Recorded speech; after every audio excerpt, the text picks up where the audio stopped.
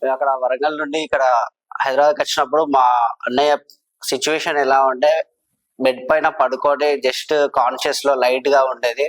But hands legs movement అనేది ఎలాంటిది కూడా స్పర్శ అనేది లేదు. అండ్ ఇక్కడ గమ్మన్ దగ్గరకు వచ్చిన తర్వాత బై డే 1 నుండి వాళ్ళు ఎక్సర్సైజ్ చేయించడం అండ్ ఫిజియోథెరపీ అనేది స్టార్ట్ చేయడం, అందులో కొంచెం కొద్దిగా అప్డేట్ అనేది జరగడం. వాడు ఒక వితౌట్ కాన్షియస్ నుండి ఓపెన్ కాన్షియస్ వరకే వచ్చి తనంతట తాను కొంచెం లేవడానికి అలా ఉండడం. అండ్ అసలు ఫస్ట్లీ అయితే కూర్చోడానికి నిల్చోడానికి కూడా సపోర్ట్ అనేది లేకుండా ఉండేది, లేవడానికి కూడా బలం అనేది లేకుండా ఉండే.